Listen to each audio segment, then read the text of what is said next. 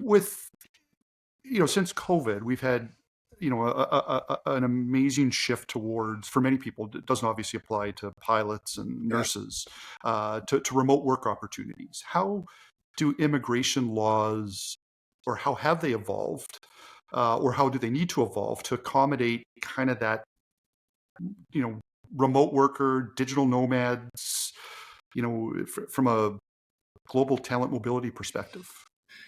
Again, great questions, Tim. Um, just going through COVID first, all of a sudden, uh, vaccination was a big deal. Are you Mm-hmm. vaccinated? And I used Mm-hmm. to forget to ask the question, are you vaccinated? So they go to the Mm-hmm. border, they got phone back, oh, I couldn't get through. Why not? I'm not vaccinated. Oh, Mm-hmm. I forgot to ask you. Mm-hmm. So that came up right away. Now, you may be someone who doesn't like vaccinations or someone who's, vaccinated 5 times or whatever. Mm-hmm. I'm not making a statement on it's a political issue that I don't want to deal with, but it was and it is to this day a requirement, certainly for permanent residents, that you be vaccinated. And all the other vaccinations, like polio, Mm-hmm. I don't know what, Mm-hmm. whooping cough, and all that, Yep. Yep. that's going to come up. If you're going to be an immigrant, you're going to have to deal with these. Uh, I had to be checked to see what's the cough. I had to specifically oh, make sure well, when that's I got my whooping cough. H1B. Was it whooping cough? Yeah, It was the or no something else. emphysema. It was the emphysema. Oh, yeah. I There's had a to. whole list of them. There's a whole list of things. I had to go to a doctor, Yeah, an immigration doctor, to get checked out to make sure that yeah. I did not have this one condition. There's a point right there. A lot of people think, well, I'll just go get the doctor to write me a letter and I'll be fine. No, no, no. It's Mm-hmm. not just any doctor. You have to be seen by a doctor approved by the relevant countries on the list of approved And doctors. it wasn't all doctors. I mean, it wasn't, my No, family physician was oh no, not right, included. And just to be clear, this was then, I entered on a TN visa, right, under free trade, and I had it renewed once, so that's kind of 5-6 years, and then transitioned into the H1B visa in the US, which is a right. more permanent visa. It allows another organization to pick up the sponsorship. So I Yes, left Reliant Energy. I went to Hewitt Associates, started my consulting background.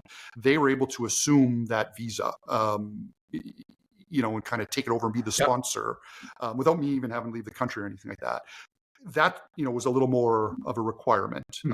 And I wonder if you could talk a little bit about, you know, It's called for people, portability. well, talk about the portability, but then also talk about, I had the intention to stay in the United States Oh, dual beyond the, intent. Yeah, yeah, beyond the initial visa, not the 7 days yes. to leave the country if my employment ended. Hmm. What are some of the more permanent ones in the U.S.? It is the H-1B. Yeah, What is it in Canada? What's the it's a little equivalent, and more. how you can transition from that easy one, and you've been here for 6 years, 7, 8 Yeah. years. You've had kids. You're starting to build a family. You've got a house. You want to stay. What's that next step? In Canada, it's called the Canadian Experience Class. Mm-hmm. Canada has this thing called Express Entry, Mm-hmm. and that's an umbrella concept under which there are several programs. One is Foreign Skilled Worker Class, Mm-hmm. another one is Foreign Skilled Trades, and a third one is Express Entry. I'm sorry, Canadian Experience Class.